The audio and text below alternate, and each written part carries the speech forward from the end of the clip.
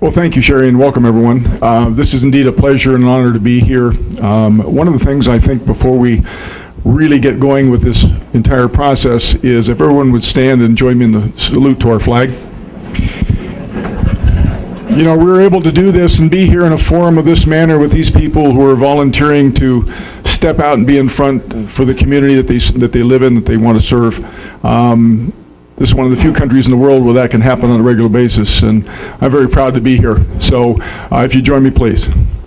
I pledge allegiance to the flag of the United States of America and to the republic for which it stands, one nation, under God, indivisible, with liberty and justice for all.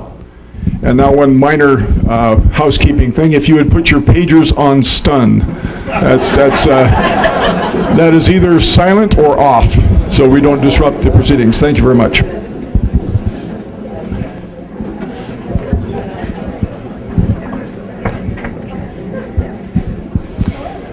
We're going to start this evening by introducing the candidates, having them talk a little bit about themselves, what their platforms are, where they stand on certain issues. Each candidate will have 5 minutes in order to give their presentations. So we'll start closest to me. So we'll start with Lynn Morgan, candidate for Supervisor District 3. Lynn? Good evening. And I, too, am really thrilled that there are so many people interested in this election. This is a very important election. My husband and I moved to Amador County, Pioneer, about 7 years ago after retiring. I had a fabulous career in agriculture, building public-private partnerships with the private industry of agricultural commodities and the State Department of Agriculture, and that was an amazing, rewarding career. But when I came here, we fell in love with the beautiful, scenic environment, the hiking, the fishing, the wildlife. We still enjoy the wildlife. We were enjoying a woodpecker in our bird feeder today. And by the way, I goofed again. I would like to introduce my husband. Please stand up. Patrick Minyard. He has been my strongest partner through this, even though it may have caused a divorce at first, but we got through that. We got through that. One of the things that I did after I realized I was a little bit bored not working was I got involved in local community organizations, especially the Upcountry Community Council. I also joined the Farms of Amador, since my background is in agriculture, and both of those organizations have made wonderful progress. In fact, let me say just a bit for a minute about the Farms of Amador. I'm very excited to announce that the 3 ag organizations, Farms of Amador, Motherlode Harvest, which delivers the produce boxes, and the Farmers Market Association, we're in the process of merging to save taxes, frankly, so that we can all be under one nonprofit organization. So that's a very exciting step. Upcountry Community Council is just a wonderful organization, and for 4 years I served as chair. We did some wonderful things, and one of the things that was really a watershed event for me was when a large number of you people came to one of our meetings. Were really upset about possibly losing our Upcountry grocery store, our IGA grocery store, to a Family Dollar store. And so everybody talked a lot, and at the end somebody said, what are you going to do? I formed a task force, and as a group, we and you community came out and we saved our grocery store in spite of lots of skepticism and some negativity sent our way. Turns out the chair of Upcountry, the CEO of Family Dollar Store, called Kevin Young, the owner, the day we cut the deal and stopped the sale, and he said that they're putting in hundreds of stores all over the U.S. and they've never had a protest the size of Little Pioneer. We should be proud. Yeah, you should be proud of yourselves, definitely. So through that experience, I was asked to consider running. I saw, as I was chair of Upcountry Community Council, that unfortunately, lots of times the needs and wishes of District 3 are not necessarily acknowledged or really respected or honored down in Jackson, to be real blunt about it. And I think what District 3 really needs is a strong advocate that will do everything we can to get citizens involved. We need to look for new ways to get citizens involved in the decisions and the policies that are being considered. I think we need to work to keep our wonderful environment up here the way it is. We need to finish the general plan, and I know the current board has been working on that for years, and I would encourage them to finish it as soon as possible so that there's a roadmap. I feel in that general plan we should be very clear about what we want in terms of development, in terms of services in our community. I think we should use the concept of the town centers that the General Plan Advisory Council came up with, and definitely use citizens in building what a perfect town center would look like to us. I feel specifically that we should be supporting our Amador Community College. That's where we will help build a future of, especially with the curriculum that uses and provides some of the services we use up here, like agriculture and reforestation and medical care. I'm sure you're all aware of the difficulty we have had that the hospital has had replacing the health clinic up here. And it's because either doctors don't want to be here or they come and then get a better offer. So it's really an issue that's important to us. I say let's grow this economy up here. Let's build jobs. Let's do that by working in collaboration with one another to build economic development plans. We can do that. We can put plans together that will attract business and keep businesses here, and that's what I intend to do. Let's keep our environment and our communities safe and secure.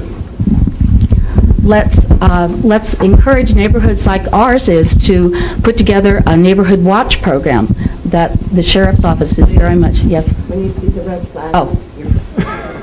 Oh, I don't get a warning? Oh. Yeah, should we have a warning? You should have a warning. I'd appreciate it. Okay. Okay, let me just say one more thing then, and then I'll be finished. We need a safe community, and we can build that ourselves. One of my strongest issues is we need to build a government that works for us.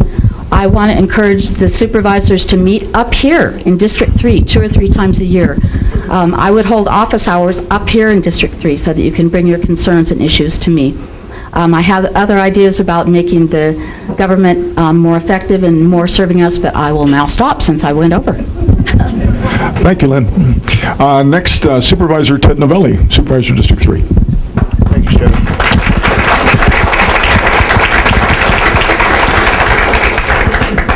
Is it okay? Everybody hear me? All right. Thank you. I'd just like to start off by saying thank you to Sheriff Martin Ryan for, he's got a very busy schedule, and I like the idea that he came up to do this. I'd like to thank UCC Council and Sierra Baptist Church. I know they're here somewhere. Mr. Meese, Robert Meese is here somewhere, and for putting this event on. Thank you, Robert. You know, I have a personal tie with District 3. I raised my 2 daughters here. My wife, Jennifer, my favorite supporter, and my campaign manager, Stand Up Jennifer.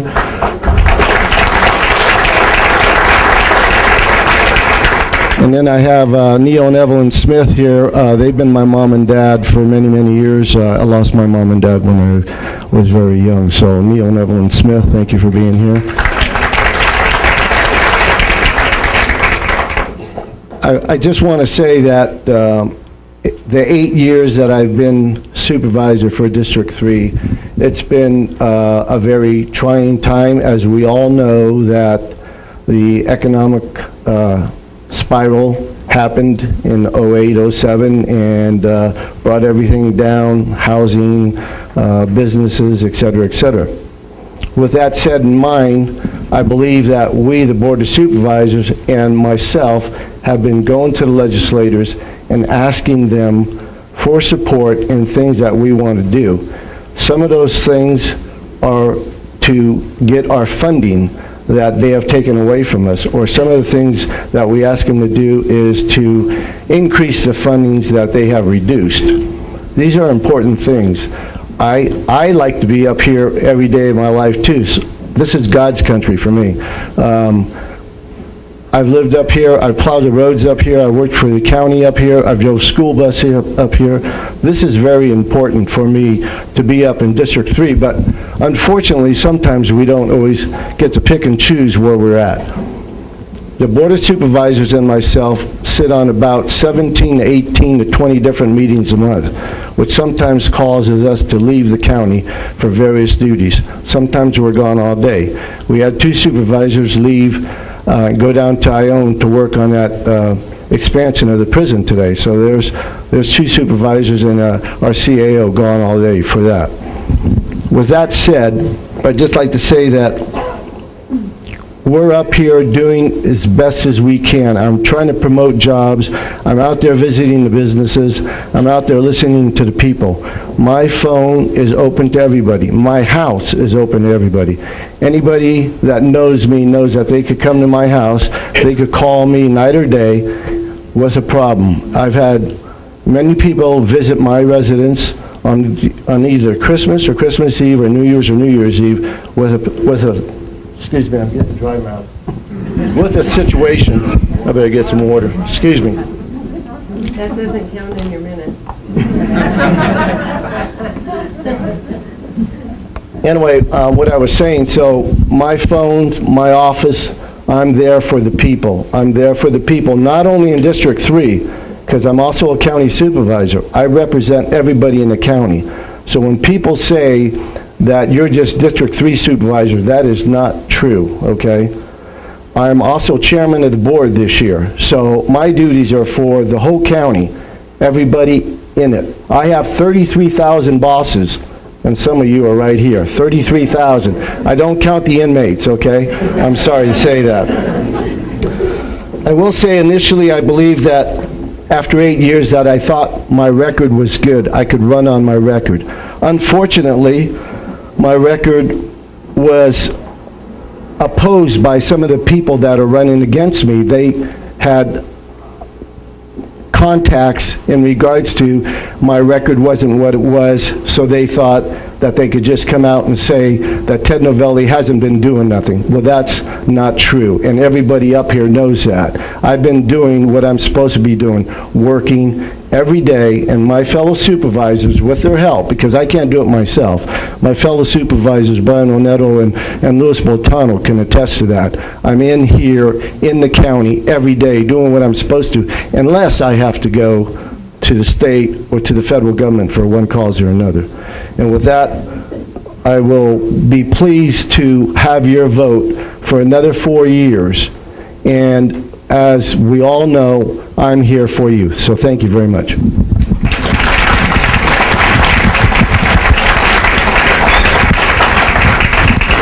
Next, we have District 3 Supervisor candidate Mike Spence. Hello, everyone. Before I say a word about myself, I want to thank the 600 or so more folks that entrusted me with their signatures to help me get onto the ballot to run for supervisor for District 3. I may not remind everybody in terms of who they are. I may not remember their names, but I won't forget their kindness and their support, and most of all, I'm not going to forget a lot of their dogs. Before running for supervisor, most of you probably didn't even know me, and that's a good thing, because my wife, Kevin, and I have been raising our children just down at the end of Meadow Drive, minding our own business, I should say businesses. And I say that because we have been living in Pioneer, thriving. Our children have gone through Pioneer schools, Argonaut and Amador High School both. And my daughter Tori just received a scholarship from the hospital the other night, and also the ambulance service. I was thrilled to death. I think we can be very proud of what Pioneer has given to us. And we're at the point of trying to give a few of those things back. My wife was just appointed as a trustee for Sutter Amador Foundation, the hospital. And she sits on the Community College Foundation board. I don't want to scare everybody. Lynn mentioned we have a junior college, community college here in Amador. We don't. We have a satellite program where people can go online and get credits for their community college efforts so that they don't have to drive off to Folsom on that dangerous road. and that's an amazing thing. We have 86 students now, so there's a big credit in hand that needs to be done for all the people that have been behind that program. But we don't actually have a junior college. I didn't come up here with my wife to retire. I came up here to run our businesses and to raise our children, which we have. And you probably have seen me on TSPNtv for the last year or so. And as Tom will tell you, I talk quite a bit. You probably think I talk a lot. Well, if you have your own show, you can talk all you want. And when you're running for supervisor, you can talk even more. We're out there, we're saying things, but the important thing is what we say, and what we say to promote our community. What I don't hear being said is what great churches we have up country, what great golf we have between Volcano and Kirkwood, what great dining we have, what great hardware stores, auto service, all of the businesses that are up here. We don't talk about them and promote them enough. We suffer from a lack of communications. And I agree with Ted. He is a good county supervisor. But I agree also with Lynn. We need more of a district supervisor. And I have to say a few things in terms of my ideas and the website. We've never thought that a District 3 supervisor would be the only thing that you need. You don't need a leader. You need someone who's going to connect you to the county, someone who's not divisive, who doesn't have an activist, reformist agenda, someone who is conservative and like-minded. And that person should be connecting you to the county, not just serving the county interests. I do agree with Lynn. Most of the time they either ignore us or they tell us what to do. But we need to have better communications. And there's a website that I've been putting out there with our campaign that is a good example of how that website can be used as a communications tool for businesses up here, up country. I've been working with the golf course on signage. You probably notice a new awning out in front. It's called the Mace Meadow Event Center now. You can rent this room for as little as $50 to show a movie or to hold a class. How hard was that to communicate? That's what we need to do. We need to inform everybody about everything going on in our community, from transportation, medical services. The medical clinic, getting that back up country is key. It needs to have a blood drawing center. We need to have transportation to get our elderly down to their medical appointments. I see Dennis has a car, but what I want to do is bring a higher level of attention to fire hydrant repair, safer drinking water, make a stronger case for medical transportation service, lower our construction permit fees, get a few homes being built. We're never going to have another Gala Manor, but we can have 2 or 3 homes being built at a time, which raise all of our property values. Tighten the budget gaps, move the general plan forward, as Lynn mentioned. I don't want to tell people what to do down there in the county. I want to work with them. We're an unincorporated area, and we need to work with all of our agency heads, which I have relationships with through interviewing them on TSPN, but I think positive working relationships need to be built with everybody, including our water agency and everyone else. We can't use these people as an easy target. We have to work with everybody throughout our county to get where we need to go together.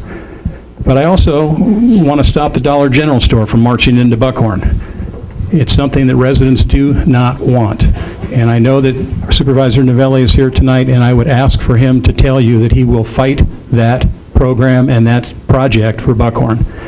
And I believe I have a red thing, so I will say that I'm asking for more than just your vote. I'm asking for you to send a signal that we can work together to stand up for businesses, services, and resident interests.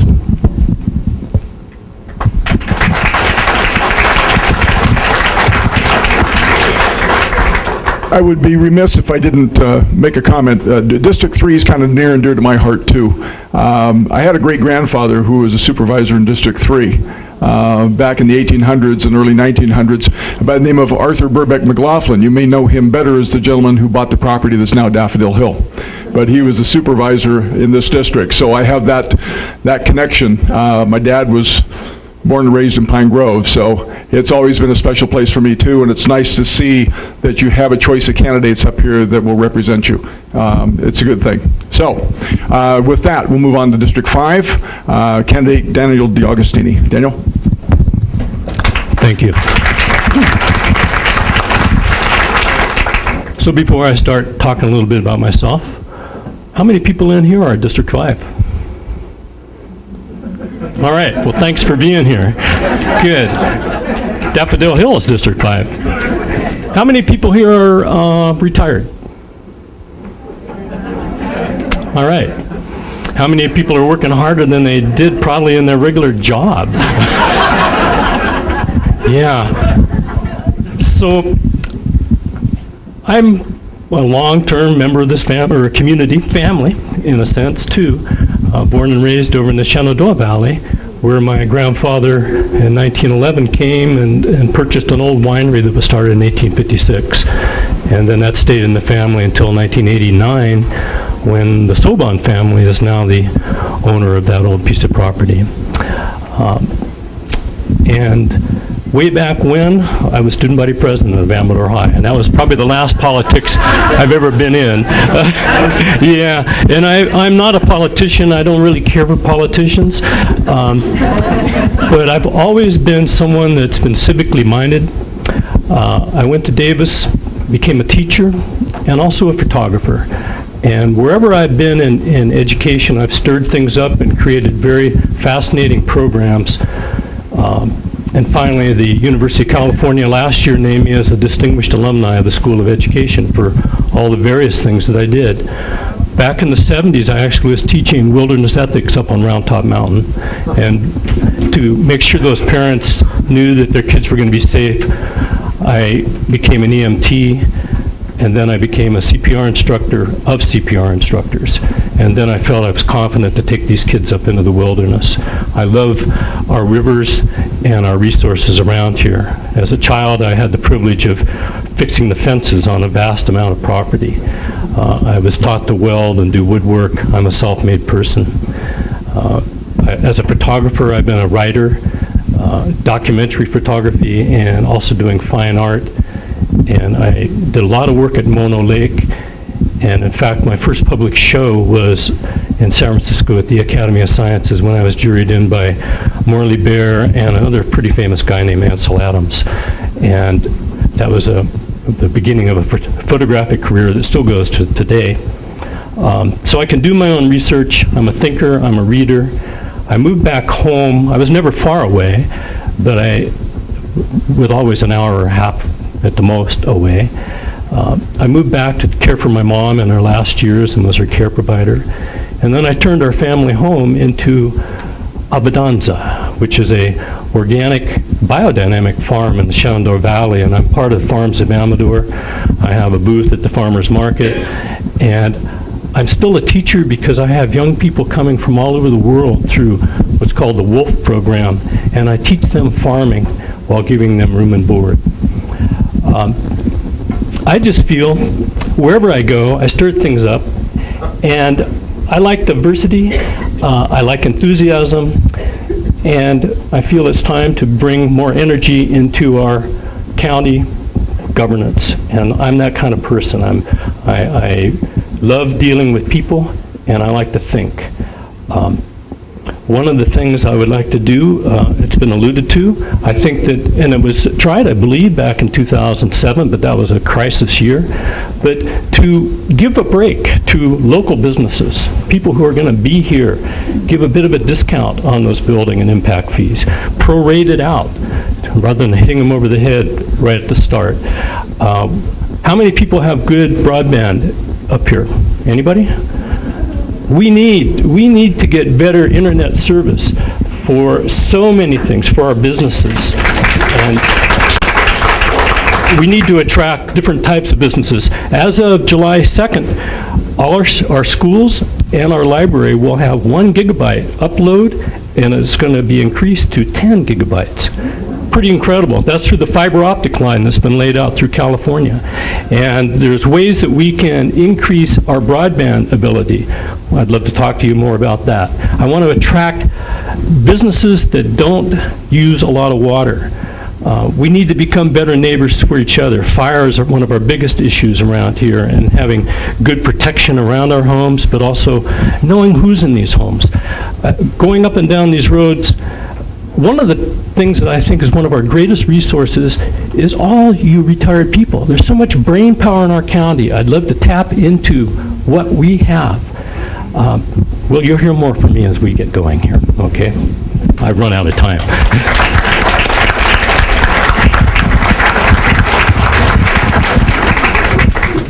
Next up is District 5 Supervisor Brian Onetto.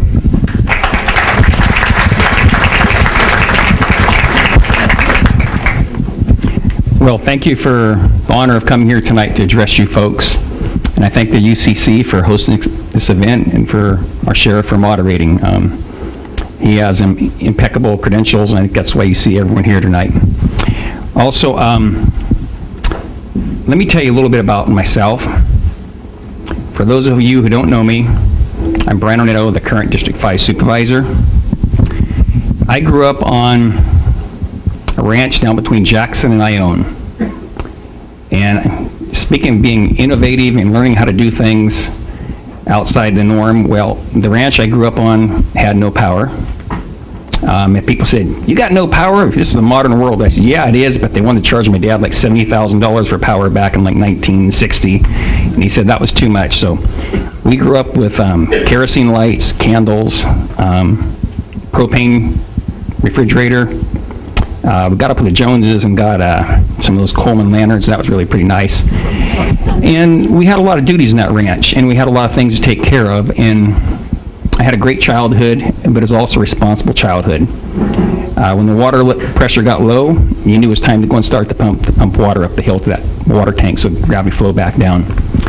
So I understand what it's like to work in life, to struggle in life, to have to earn a living. And my family, the Onetto family, has been in this county for 150 years. It is my home. It always has been. I value this county. I treasure this county. And I will fight to protect it and see to it that it's well run and taken care of. Currently, I live in a working cattle ranch in Dry Town with my wife and children. Being a small businessman and rancher, I've brought to the Board of Supervisors my lifetime of hands-on experience in business and agriculture, and I'm dedicated to protecting our quality of life and our family-friendly values that we enjoy in this county. It's a good place to live, and I'd like to see it remain that way.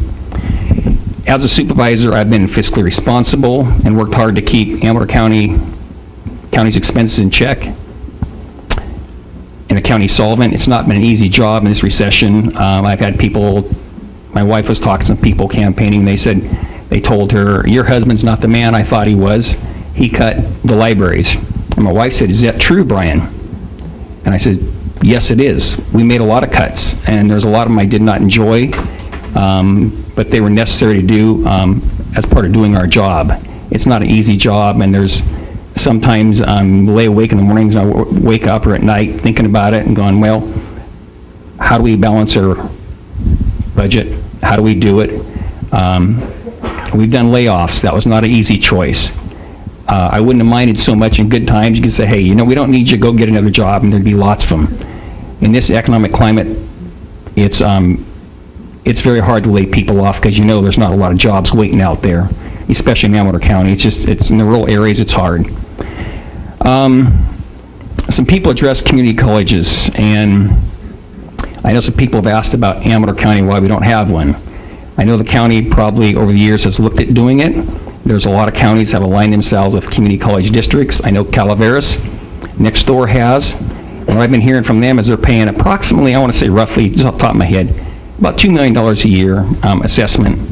And I can't remember how many years, 15, 20 years they've been paying that, and they're looking at getting out because they've been told you're getting nothing for your dollars, and they're tired of paying for nothing. I have supported and given firefighters and public safety personnel a resource they need to protect us.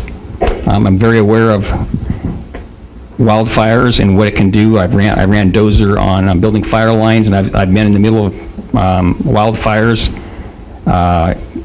A number of them, but the Old Gulch is really pretty drastic when you're out in the middle of this brush field trying to protect houses, and you get burned over, and you go and sit in a wide spot and shake and watch a fire go by. You understand what it's like when those flames they're going 50 to 100 feet over top of the trees. That's what, and when it comes through, it doesn't say, hey, wait, can you get prepared? It just comes through and burns whatever's in its way. Bringing jobs to Amador County is important, and I supported the new fiber optic cable project when I was chairman of the board. And this will, I think some of the candidates have talked about how it will help the county. And this will provide cheaper and faster high-speed broadband access to residents and should help our existing businesses attract new businesses. I happen to have here, when I was chairman, wrote a letter. More than one we wrote this to Mr. Jim Dolganas, President and CEO, Corporation for Education Network Initiative in California Scenic, where we supported them bringing broadband through the county. I'm not opposed to reasonable growth. However, I do not want to end up looking like El Dorado Hills full of cookie-cutter homes. I have opposed attempts to restrict our access to water, and will continue to do so. Water is life. I also believe strongly in local control of Amador County issues. I've been an active, involved supervisor in the community and am knowledgeable of issues facing Amador County. My commitment to you is to continue providing full-time representation, making Amador County government accessible, accountable, and responsive to the needs of the residents. I have a proven track record of being a capable, common sense supervisor who is working for and available to my constituents. My belief in our freedoms and principles of limited government have guided me in carrying out my duties as your District 5 supervisor. I would be honored to continue to do so, and I'd ask for your vote on June 3rd. Thank you. So we're going to move from the supervisorial races to the county auditor races. County Auditor Joe Lowe has announced his retirement, so it is an open position in the county. We have two candidates that are vying for that. The first one that will address you is Kim Burke.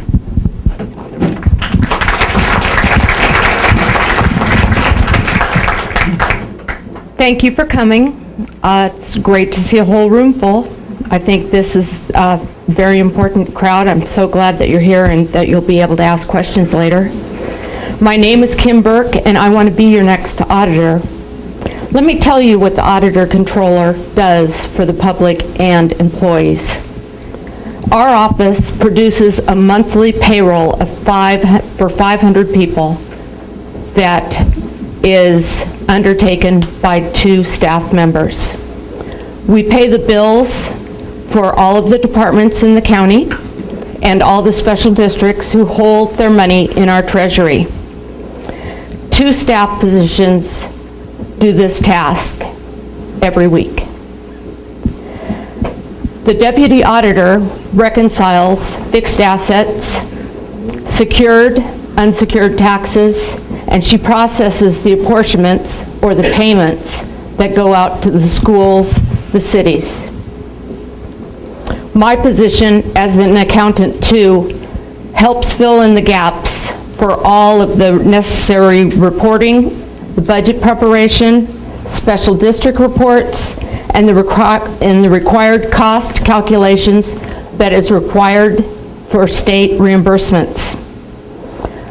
Us accountants work as a liaison to the external auditors, as well as the system administrators for the software, troubleshoot problems, and help the existing staff with training or computer problems.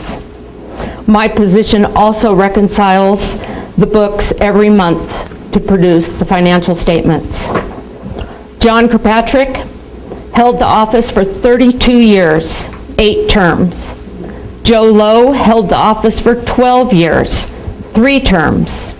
These men held the office without a CPA license from the state. This is the first time in over 40 years that this requirement has come into play for this election, for this seat. Because the Assistant Auditor Controller is not seeking the seat of auditor, it goes by government code that the candidate must have a certified public accountant's license from the state. I was hired by the Office of the auditor controller 11 years ago with a CPA license.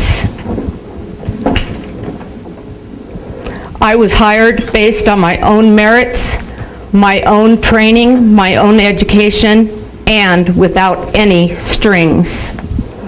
I'm the most qualified candidate. Why? Because I've worked through the auditor's office through computer upgrades, furloughs, and retirements, and hiring freezes. Half of my work came down from the present auditor. The remaining part of my job has developed from retirements, job reclassifications, and the hiring of entry-level positions. The change in the office dynamics has taken its toll on the customer service and all cross-training. When I'm your auditor, I do not want to hear the person at the counter be told that they cannot get an answer that day because that person is not there to answer the question. We need cross-training to be a top priority. I can be the leader who can cross-train the staff to better serve you, the taxpayer. I don't feel like this office should train the new leader. I'm running a fiscally responsible campaign because I feel that it should reflect on how the auditor's office should present itself. I want to be the next auditor to protect your dollars and ensure that the money is spent in a fiscally responsible way. Amador County is suffering from a fiscal drought.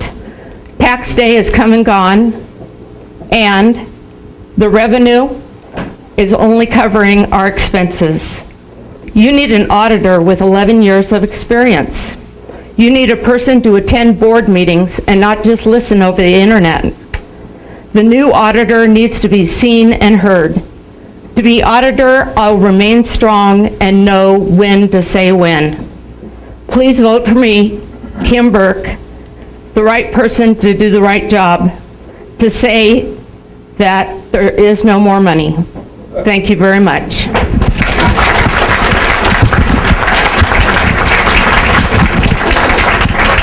Thank you. Our last presentation of the evening is the other candidate for county auditor, Tacey Oneto-Ruin. Thank you. Good evening. My name is Tacey Oneto-Ruin, and tonight I'm going to explain why I am the most qualified candidate for auditor and what I have to offer the people of Amador County. But before I begin, I will give you just a brief listing of the duties of the Amador County Auditor: to maintain and provide accounting and statistical information, audit operations of any agency under the Board of Supervisors and other public and private agencies, responsible for receipt and disbursement of county monies, including payroll, work with the CAO to prepare, administer, and control the approved county budget, and serve as the fiscal accounting advisor to the Board of Supervisors, just to name a few. As auditor, I will defend taxpayers' interests and advocate that public funds be used efficiently, appropriately, and effectively. Many of the qualifications I possess are crucial to performing the duties of the Amador County Auditor, and many of them distinguish me from my opponent. First, I have 12 years of auditing experience, including many years of auditing government agencies, ranging from small local special districts to large state agencies, such as the California Lottery and the State Water Resources Board. These provide me with the necessary tools to be your auditor. I also have 15 years of accounting and payroll experience with nonprofits, corporations, partnerships, LLCs, trusts, and sole proprietorships. My experience as the controller CFO at 2 of our local businesses here in the county has also further reinforced my belief in the importance of fiscal responsibility and transparency. I have comprehensive supervisory and leadership training experience. I have trained staff and reviewed their work. I have reviewed and signed financial statements and tax returns. I have the experience of guiding and supporting accounting staff. I also have years of extensive budgeting experience. Furthermore, my CPA license is designated with the highest possible level of experience completed, enabling me to sign audit reports. Finally, I am proud to say that I am endorsed by both my current and my former employer, Charles Spinetta and Michael Slater. I prove to them that I am honest, loyal, knowledgeable, flexible, a team player, and a leader. It is for these reasons and many more that former auditor John Kirkpatrick also endorses me.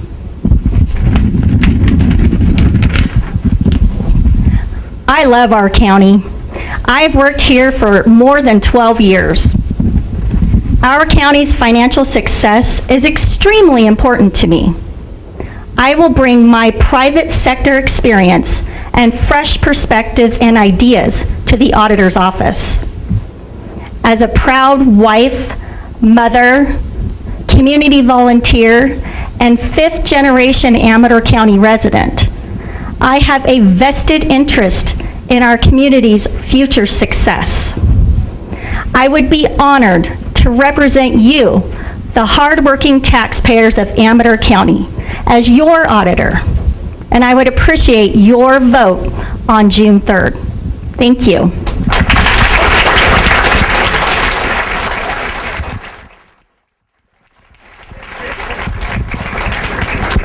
Well, now you've seen them, so we're going to start in some questions.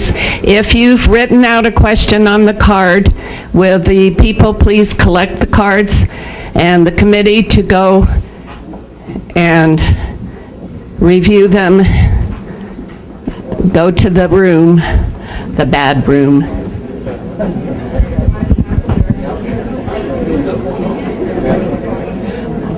Bob? Here's one that came in. Okay.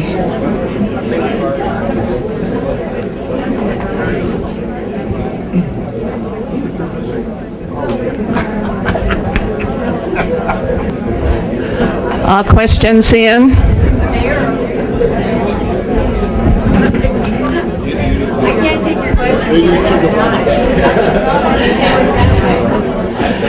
To start the questions from Upcountry Council, each one of you will draw a card, okay? Whatever one you want.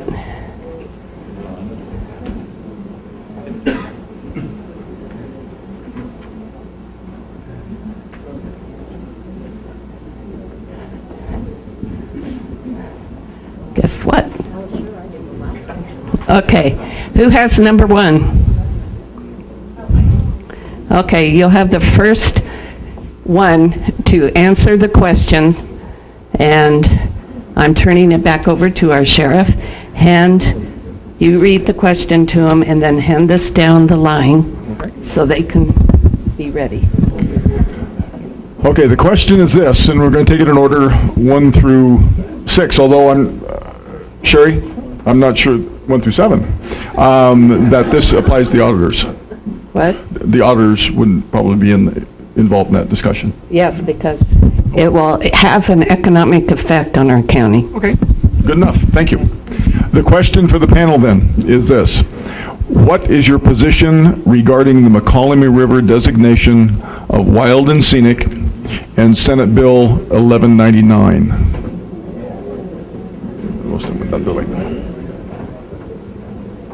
Number 1.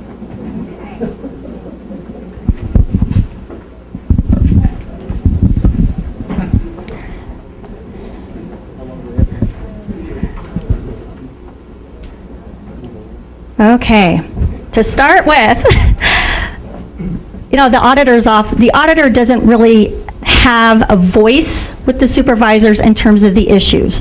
But in regards to the Mokelumne River designation of wild and scenic, the biggest problem I have with it is I do not like the fact that politicians from the Bay Area tried to come in and tell everybody in Amador County what to do without consulting.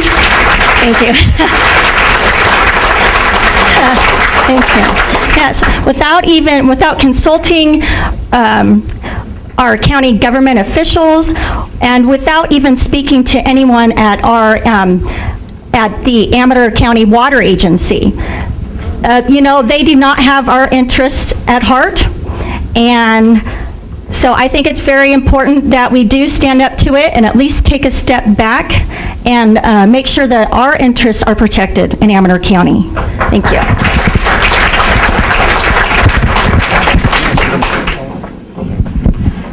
Just a reminder to the candidates, you're going to have 2 minutes on a response. Again, the white card will come up in a minute, and red carded too. Kim, you're up.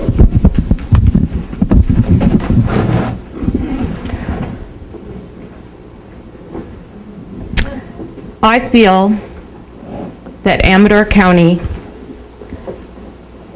needs all the breaks that it can get in regards to job development, people moving in. I think that I read an article in the newspaper that from Roaring Camp that said that the designation would put a crimp in their business, and it just seems like with the designation that's going to give Amador County one more stumbling block to pull itself up from its bootstraps, try to create more jobs, more houses, and that it's the board that can determine what is right and wrong for them, and not an outside party. I just feel like it's up to the board and the taxpayers to decide exactly what they can and cannot do in Amador County. Thank you.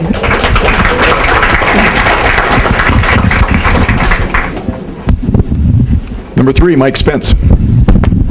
Thank you, Sheriff Ryan. I strongly oppose wild and scenic both on the state and federal level.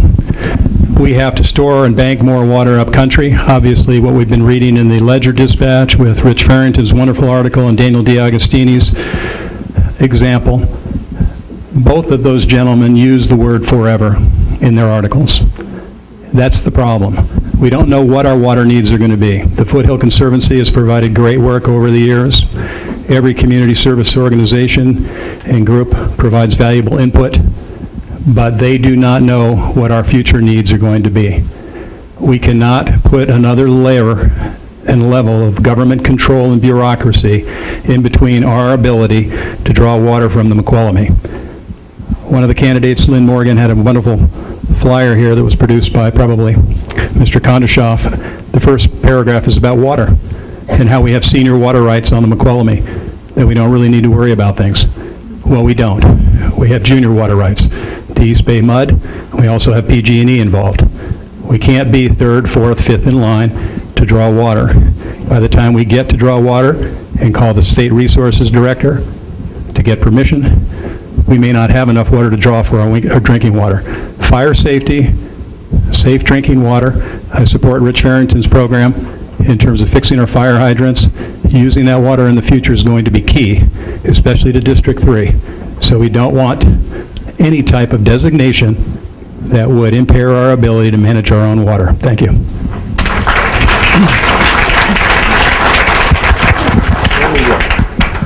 Well, some of you may have read my article in the paper and some may not. And it was interesting, Rich wrote his at the same time. Right now, we use about 9,000 acre-feet of the 15,000 acre-feet allotted to us in our water rights. We do have a lot of water in Amador County. And the wild and scenic is going to give us a little more leverage, I feel, against any more use from East Bay mud. And it also has a warm, fuzzy, I mean, I totally agree. It's not really a wild river because it's got dams on it. But if we're going to be able to get a designation like wild and scenic, there's a lot of people that will take advantage of that and come to our county. And we're not losing anything. I think there's too much contention right now that's unwarranted. I really feel everybody needs to sit down at the table, talk about our goals. We want to protect our river. We want to have control of our river, and this would protect our river from any more dams. I hear some chuckles, but it would. We wouldn't be able to flood Roaring Camp. And Dennis and I have talked a lot about that too. So I'm for trying to get the best of the situation and not being quite so nervous about losing some control that we don't really have anyway. We can't de-river a river. Okay. Thank you, and Daniel brings up a good comment. You know, one of the things that's critically important here is everyone wants to hear what the candidates have to say. You're going to hear differing opinions. They may differ from your own, and you're perfectly entitled to that. But I think out of respect for the candidates and the positions that they're vying for, it's important that we remember that and we maintain a high level of decorum out of respect for the offices and the people that sit before you today. So with that little comment, I will turn it over to Supervisor Novelli. Thank you, Sheriff Ryan. I opposed Wild and Scenic. I opposed it when Catherine Everett and Pete Bell brought it to me as a federal designation. I opposed it. I went down personally, met with Congressman Lundgren at the time, told him why I opposed it. I opposed it on the state designation, SB 1199. I opposed it for three main reasons. One, future water rights for our children or our grandchildren. Two, public health and safety for law enforcement, Office of Emergency Services, and fire. Three, what about the people that have property on the river, on both sides of the river? Do we have those people at the table with us to say yes or no? No, those people are not at the table with us because a certain senator down in the Bay Area decided to pass this or try to pass this through the Senate. Hopefully it won't go that far. Hopefully it'll be stopped in the Assembly. This is not something good for Amador County. We, the people of Amador County, should have a right to say what we do. In regards to water rights, we have junior water rights, if you want to say that. PG&E and East Bay Mud are above us. Then it's us, no one else. That's it. But we also have to remember that forestry. Forestry now wants to dictate to us in regards to what they can do with their groundwater on their forest land. That forest is ours. That river is ours. It doesn't belong to no one. It belongs to everybody. Thank you.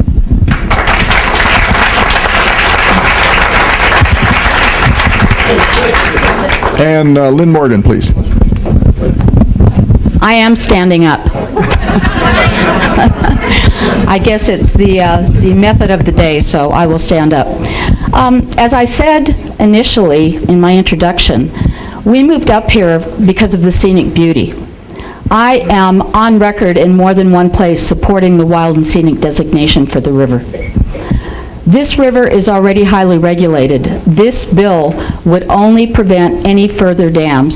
And my understanding was that when Ed Mudd tried to raise the level of Pardee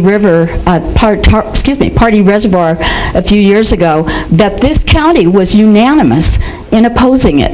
So I think, as Ted said, it's really time for all parties to sit down to the table. This bill is not a done deal yet. There's still time for it to be amended. Much time for it to be amended. So let all the parties that are concerned about it come to the table and talk about what you want and need to find some compromise. I'm for the scenic designation. Thank you.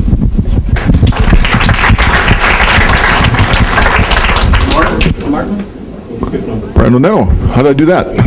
My apologies, Brian. My budget hearing's coming up a couple weeks. Just forget all about this. Don't worry, I'll remember. You know, this is something that I think I take great offense the way the battle to get the McClellan River designated wild and scenic has been portrayed. There's been a lot of half-truths and untruths stated by groups. What we have here is a bill co-sponsored by the Foothill Conservancy and Friends of the River and authored by a senator from Oakland because our senator and our assemblyman had concerns. They wanted to look at it, so they went past him and got an out-of-town person to put a bill putting restrictions on our access to water. I'd like to read to you out of Public Resources Code, Section 5093.50 and 5093.70. Here's what it says. Nor may a water diversion facility be constructed on the river in segments unless and until the Secretary determines that the facility is needed to supply domestic water to the residents of the county or counties through which the river and segments flow, and unless and until the Secretary determines that the facility will not adversely affect the free-flowing condition and natural character of the river and segment. If you go and look for natural character, there's no definition. You look at free-flowing condition, means existing or flowing without artificial impoundment, diversion, or other modifications of the river. Also, Calaveras County's own water district opposed this designation. Jackson Valley Irrigation District opposed this designation. Amador County Board of Supervisors unanimously opposed this designation. AWA opposed this designation. CAMRA opposed this designation. California Farm Bureau, Amador Farm Bureau, a bunch of others. And it's been put forth as a cute, fuzzy little bear, but if we buy into it, we're going to find a grizzly bear at the end of the trail.